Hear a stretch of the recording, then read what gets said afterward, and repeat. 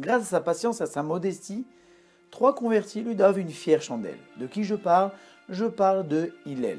Hillel Azaken, Hillel l'Ancien, ou d'après d'autres, Hillel Abavli, Hillel le Babylonien. Hillel a vécu vers -50 de l'ère vulgaire. Hillel avait du sang royal puisqu'il était descendant de David Améler. Il est né en Babylonie, là où il avait commencé à étudier la Torah. À l'âge de 40 ans, il monta en Israël et s'est fait l'élève de Shemaïa et Avtalion. La vie de Shemaïa et Avtalion ont été racontées dans une des vidéos précédentes. Et il a étudié chez Shemaïa et Avtalion pendant 20 ans. Pendant ces 20 ans-là, il y a la fameuse histoire que la Gemara nous raconte que Hillel était très pauvre. Et il gagnait de l'argent tous les jours, juste de quoi nourrir sa famille et aussi de payer l'entrée au Beth Midrash. Mais un jour, malheureusement, il n'a pas gagné assez d'argent, si bien qu'il n'avait pas d'argent pour entrer dans le Beth Midrash. Alors qu'a-t-il fait? Il est monté sur la lucarne du Beth Midrash pour pouvoir écouter les paroles de Shemaïa et Avtalion. Mais le problème, c'est que c'était en plein mois de Tevet, en plein mois d'hiver, mois de janvier, février, où il faisait très très froid. Mais Hillel était tellement concentré qu'il n'a même pas fait attention qu'il a neigé sur lui. Et par cette température si basse, il a perdu connaissance, enseveli sous la neige. Mais Shemaïa et Avtalion, voyant que la lumière ne venait pas, puisqu'il y avait quelque chose qui obstruait la lucarne, levèrent les yeux vers l'eau et ont vu un corps. Et là, ni une ni deux, ils l'ont pris, et c'était Shabbat, et ils ont transgressé Shabbat pour pouvoir sauver la vie de Hillel. La Gemara nous raconte cette histoire pour nous montrer à combien Hillel était pauvre et à combien il a pu se sacrifier pour la Torah. Nous avons déjà fait une vidéo dans le programme Vivre selon la Gemara sur ce passage de la Gemara pour celui qui est intéressé. Et après ces 20 ans-là, des guerres civiles ont commencé à faire rage en Israël entre les Romains et les Juifs, si bien que Hillel, voulant être tranquille pour pouvoir étudier la Torah, retourna en Babylonie. Et là-bas, il a étudié 20 ans tranquillement. Puis à l'âge de 80 ans, il revint en Israël pour pouvoir amener l'agneau pascal, le Korban Pessah, lors de la fête de Pessah. Mais le problème, c'est que cette année-là, la veille de Pessah tomba un Shabbat. Et il y avait la fameuse question que, étant donné que nous devons amener le Korban Pessah, nous devons le sacrifier à la veille de Pessah pour pouvoir le manger le jour de Pessah, et que la veille de Pessah était Shabbat, les rabbanim se sont demandé est-ce que nous avons le droit de transgresser Shabbat pour pouvoir sacrifier ce Korban, cet agneau pascal.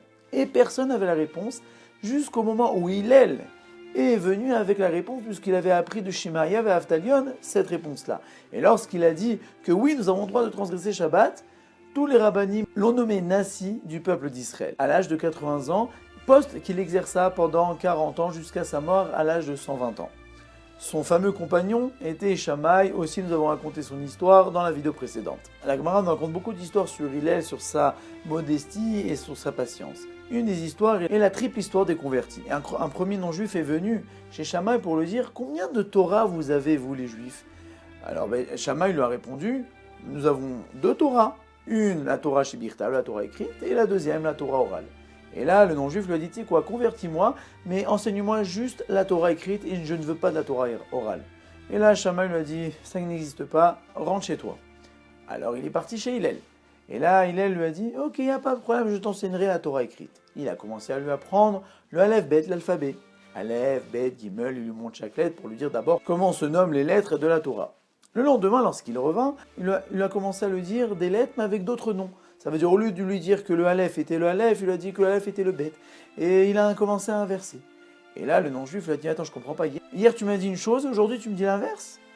Et là, il a dit, mais pourquoi tu me fais confiance? Je croyais que tu voulais que ce qui était écrit et pas tout ce qui était oral. Et là, le non-juif a compris qu'on ne peut étudier la Torah écrite si nous n'avons pas l'explication grâce à la Torah orale que les sages nous ont transmis. Et grâce à cette ruse, Hillel l'a converti. La deuxième histoire, c'est que le non-juif est venu voir Shammai pour lui demander de se convertir sur un pied. Apprends-moi toute la Torah sur un pied. Et là, Shammai l'a envoyé balader. Et Hillel lui a dit, ok, il n'y a pas de problème. Et je t'enseigne toute la Torah sur un pied. C'est quoi? Ce que tu ne voudrais pas qu'on te fasse, ne le fais pas à ton prochain. Tout le reste est de l'explication de cette phrase-là.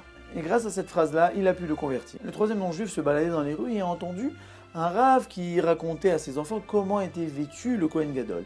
Et là, ça lui a donné envie de devenir Kohen Gadol, grand prêtre, pour pouvoir porter ses habits. Alors il est parti voir Shammai et dit « Regarde Shammai, convertis-moi afin que je devienne Kohen Gadol, grand prêtre. » Mais c'est impossible. Qu'un juif qui vient de la tribu de Lévi peut devenir Kohen Gadol et non pas un converti. Et là, il l'a envoyé balader. Et là, il est parti chez Hillel.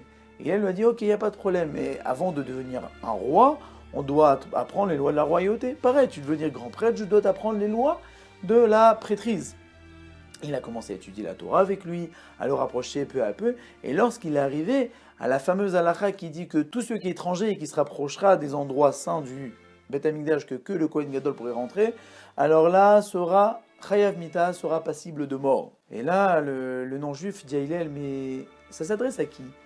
Il lui a dit, ça s'adresse même à David Melech Israël. Même le roi d'Israël, s'il rentre dans cet endroit-là, il sera passible de mort. Et là, le non-juif a fait un raisonnement fortiori. Il dit, si déjà David Melech Israël, qui est le roi d'Israël, ne peut pas rentrer, ne peut pas être Kohen Gadol, ne peut pas être grand prêtre. Alors moi, qui viens avec mon baluchon d'un autre peuple et qui intègre le peuple juif, c'est sûr que je ne pourrais pas devenir grand prêtre. Et il a compris et il s'est quand même converti. Un jour, ces trois convertis se sont rencontrés et ont béni Hillel pour dire, grâce à sa patience et à sa modestie, nous avons pu intégrer le peuple juif. Ceci était un échantillon des histoires que la Gemara nous raconte sur Hillel. La sépulture de Hillel se trouve en Israël, à Méron, à côté de Rabbi Shimon Bar Yochai.